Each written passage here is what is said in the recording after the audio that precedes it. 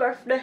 It's my birthday. I don't really often celebrate my birthday anymore. However, I do use it as an excuse every year to buy myself a nice thing or two, which is why I'm here today able to film another Chanel unboxing for y'all. So to preface, this purchase is a little bit more of a practical purchase and less so of one of those like fun bags that I usually am getting nowadays. I'm going on a cruise with Ty's family in a few weeks, and as I was starting to plan my outfits, because I try to plan it so that I don't bring too many extra things, I realized that I don't really have a evening bag that is versatile. When I think of evening bag, I think of something of a smaller bag, and you guys know me, I don't really like small bags that much, so I don't really buy a lot of small bags. I want to bring just one evening bag that will suit all my outfits for the 7 days on the cruise.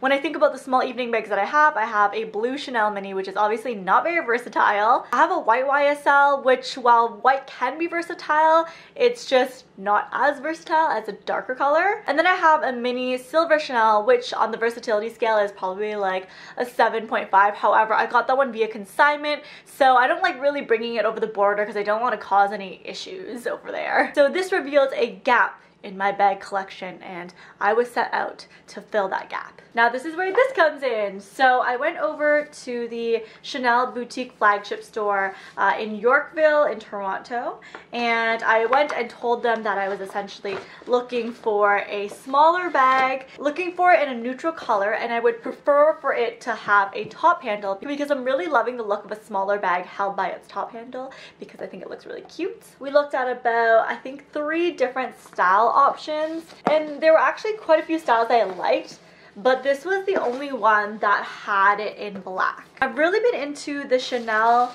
number 19 bag recently, and to be honest, that would probably be my first choice. However, they are completely out of stock in black, and they said they probably wouldn't be getting anything in until late January, at which point I would have wanted it for my cruise already. So as you can see, it is a small bag, and inside this dust bag you will find a little bebe Chanel.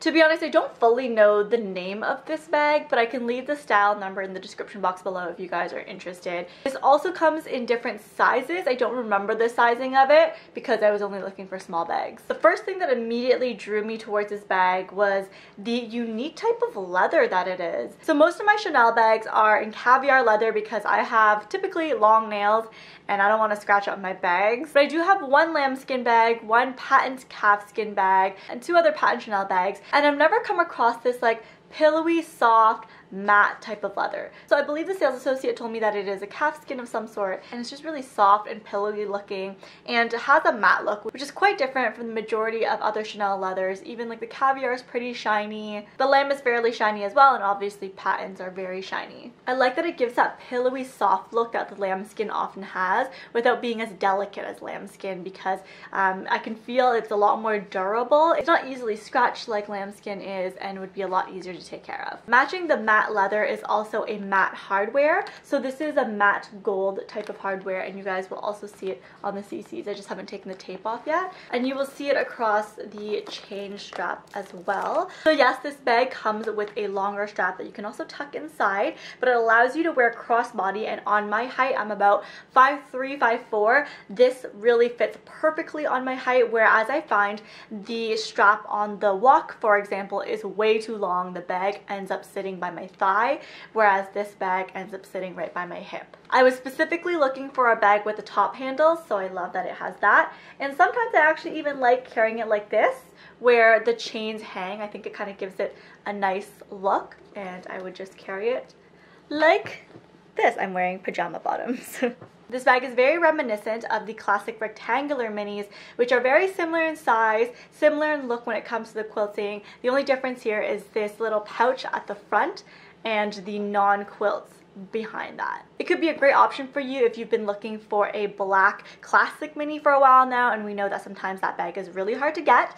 This could be a good replacement as it looks very, very similar to the classic mini. Inside there are 2 compartments. Of course, you have your main compartment here, and then you also have a little pocket front right here. Because of this pocket front, however, I do feel like there is a little bit less width space in comparison to a regular mini. I would say a regular mini is kind of like the totality totality of this pouch and this area, but because it's broken up with the pouch, you just get a little bit less of wideness in here. And I tried putting some stuff to stuff it and see how well it closed stuff, and it definitely doesn't close as easily stuffed as a rectangular mini because of this extra fold. I really like the detailing here of the little CCs on the nubs of the handle. And then, of course, there is also another little pocket right here inside the main compartment. It right now holds its authenticity card. This one does not have the pocket in the back, and I wish that it did because I actually really like when Chanel's have the pocket in the back. I find it very, very useful. I slip like random cards and sometimes cash in there because it's just a lot easier to access. And I think there's definitely a lot of room that they could be putting a back pocket in here. And because I know someone is going to ask, this bag fits the iPhone XS perfectly. It is the pretty much exact size. I mean, there's definitely a little bit of room in here. I wonder if I could even put it in this front pocket. Oh yes, I could actually squeeze it into this front pocket as well, and it hides perfectly in there. Obviously I have a pretty thin case on it though. So there we have it, a very practical bag added to my collection that was missing something like this. So it was about time that I added it, and it's nice that I will be able to use it in a couple of weeks when I go on the cruise and I just have to bring one evening bag and one day bag. And if you've lasted this long and want to know the price, in Canadian dollars before tax it is $4,050. So that's pretty on par with a rectangular mini. I think the square mini might be a little tiny less than that, but it's within the range of a classic mini price. So I hope you guys enjoyed that unboxing. Comment below if you have any questions. I'll be happy to answer them, and please give me a thumbs up if you guys like unboxings. And I will talk to you guys again next time. See ya!